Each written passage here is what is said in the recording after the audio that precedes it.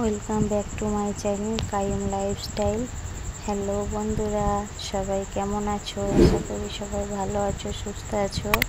আলহামদুলিল্লাহ, আমিও ভালো আছি, সুস্থ আছি। তোমাদের দোয়ায় ও ভালোবাসায় আমি এত দূর পর্যন্ত এগোতে পেরেছি শুধুমাত্র একমাত্র তোমাদের ভালোবাসা আর সাপোর্টের জন্য।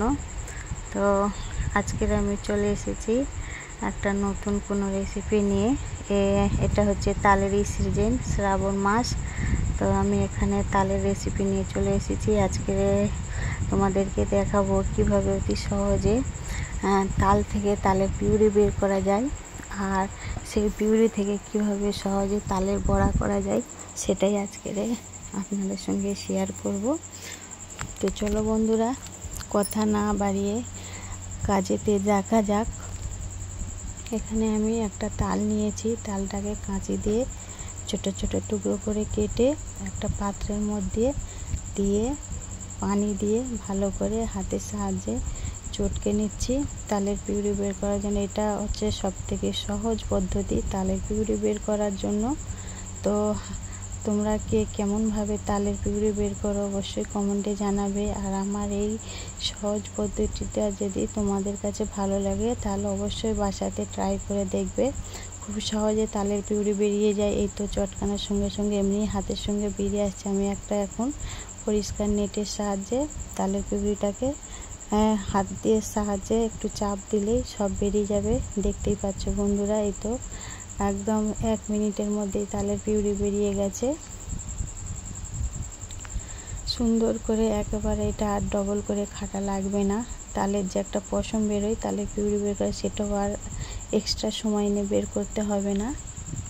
তো আমার এখানে তালের পিউরি বের করা হয়ে গিয়েছে। আমি এখন বেটারটা তৈরি করে নেব ফুলি করার জন্যে, তালের বড়া করার জন্যে।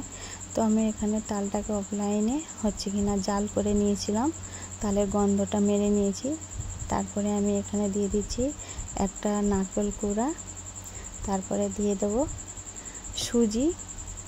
আমি এখানে তালের বড়াটা অনেকটাই করব, তাই জন্য আমার সব কিছু বেশি বেশি লাগছে। তোমরা যেমন করবে সেই পরিমাণ অনুযায়ী দেবে। তো এখন আমি এখানে দিয়ে দিচ্ছি আতপ চালের গুঁড়া। আতপ চালের গুঁড়াটা দিলে কি হয়, অনেকটা খাস্তা হয় আর মুচমুচে ভাব থাকে।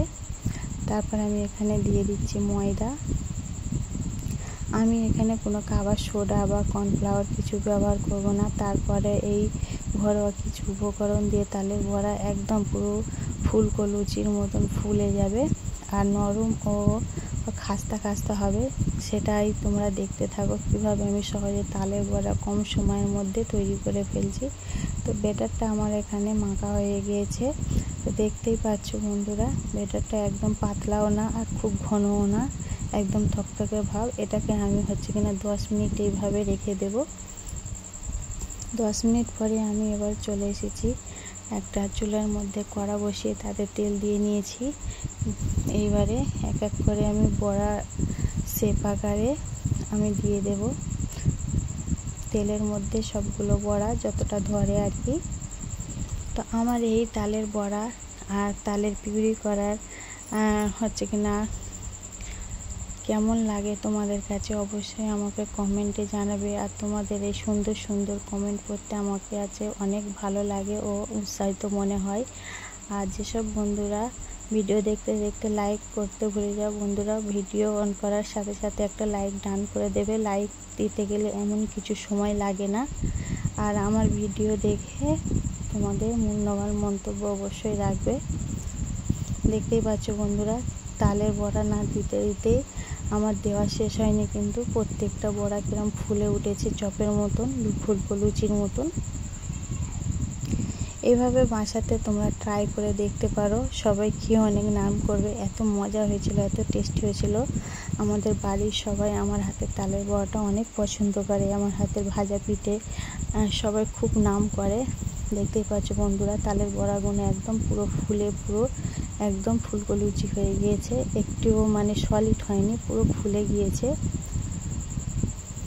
তো এইভাবে নাড়াচাড়া করে চুলোর আঁচটাকে একদম লো ফ্লেমের মধ্যে রাখতে হবে।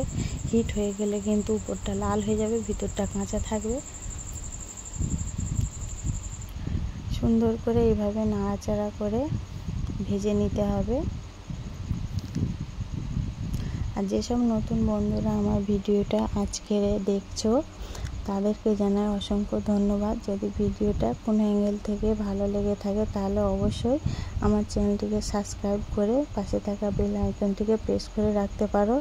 আর বন্ধুদের মাঝে সবার কাছে লিঙ্কটা শেয়ার করে দিতে পারো, যাতে করে দেখে অনেকেরই উপকারে আসে। আমরা তো কেউ কোনো জিনিস কিছু শিখে আসি না, সবাই আমরা এখান থেকেই শিখি, দেখে দেখে শিখি। এখন সব কিছু বেশিরভাগই মানুষ হচ্ছে কিনা ইউটিউব দেখে দেখেই সব জিনিসটা শেখে। ইউটিউব আমাদের অনেক কাজকে সহজ করে দিয়েছে, যেগুলো আমরা পারি না সেইগুলো সার্চ দিয়ে কিন্তু আমরা এই কাজগুলো অতি সহজে করে নিতে পারি, নিত্য নতুন রেসিপি তৈরি করে খেতে পারি। আমার বড়াগুলো এখানে একটু লাল হয়ে গেছে, আর একটু হলে আমার বড়াগুলো প্রায় কমপ্লিট হয়ে যাবে। দেখতেই পাচ্ছেন বন্ধুরা, এতটা ফুলে গিয়েছে যে উল্টাতে গেলেও উল্টানো যাচ্ছে না, মানে ফুলে একেবারে পুরো ফুলকো লুচি হয়ে গিয়েছে। খেতেও মাশাআল্লাহ খুব সুন্দর হয়েছিল। আর যেসব বন্ধুরা আমার কন্টিনিউ ভিডিও দেখো তাদের আমি জানাই অন্তরের অন্তঃস্থল থেকে ভালোবাসা ও শুভেচ্ছা। আমার এখানে হচ্ছে কিনা বড়াগুলো পুরো ব্রাউন কালার হয়ে গেছে। এবার আমি তুলে নেবো, নাহলে কি হবে, পুড়ে যাবে।